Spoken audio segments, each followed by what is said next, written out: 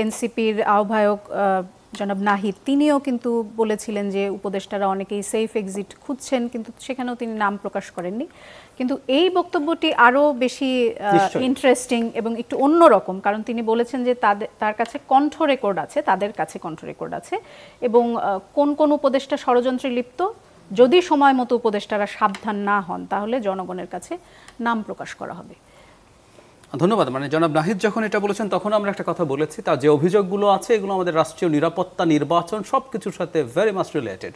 ওনারা প্রতারণা করেছেন, ওনারা অনেকে দলের সাথে অ্যালাইন্ড হয়েছেন, সো এটা তো নিরপেক্ষ সরকার না। কিন্তু জনাব নাহিদের বক্তব্যের মধ্যে তিনি যা দাবি করছেন কোনো বেআইনি কিছু নাই, ডিফারেন্স কিন্তু একটা মেজর। এটা নাহিদ উপদেষ্টা ছিলেন, তার নিজের কিছু ফার্স্ট হ্যান্ড এক্সপেরিয়েন্স আছে, পরবর্তীতেও তিনি পেতে পারেন কোনো না কোনোভাবে, কিন্তু উনি এটা ক্লেম করছেন না যে আমার কাছে কল রেকর্ড আছে।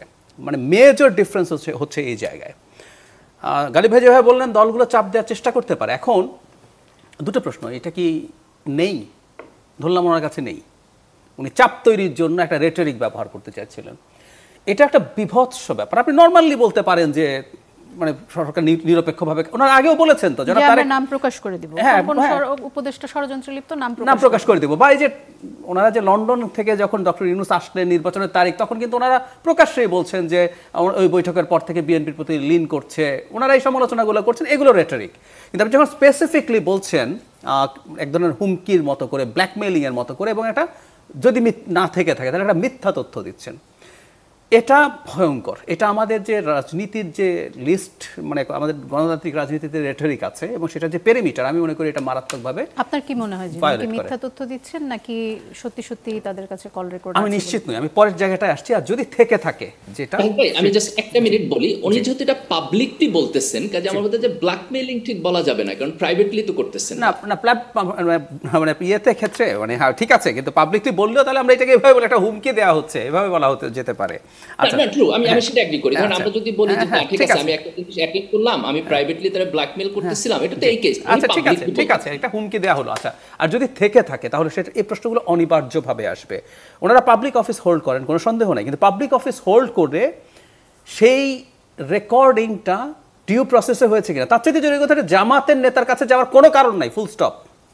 সরকার, আদালত, ধরলাম আদালতের কোনো একটা ক্ষেত্রে, কোনো একটা জায়গায় এটা আদালতের পারমিশন লাগবে বা সরকার করতে চাইলো, সেটা সরকারের কাছে কোনো একটা জায়গায় যদি থেকে থাকে, তাও যদি প্রসেস মেনে, সেটা জামাতের নেতার কাছে যাবে না, কোনোভাবেই সম্ভব না এটা।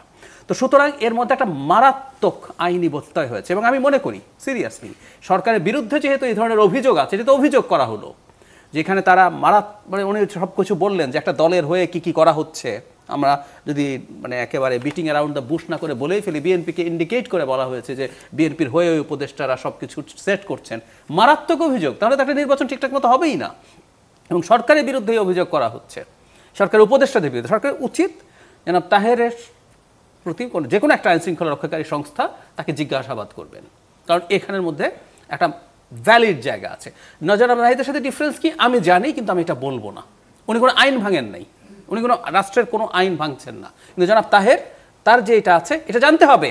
শেখ হাসিনার সময় ঘটনাগুলো ঘটতো এবং আমরা এগুলো নিয়ে খুব সিরিয়াস প্রটেস্ট করেছি। সে একই ঘটনা কি এখনও গোয়েন্দা সংস্থাগুলোই করে বেড়াচ্ছে, নাকি অন্য কোনোভাবে হচ্ছে, কি হচ্ছে, এগুলো আমাদের জানতে হবে। তো সুতরাং এটা নিয়ে খুব সিরিয়াসলি ডিল করা দরকার, এটা খুব হালকাভাবে দেখার স্কোপ কোনোভাবেই নেই।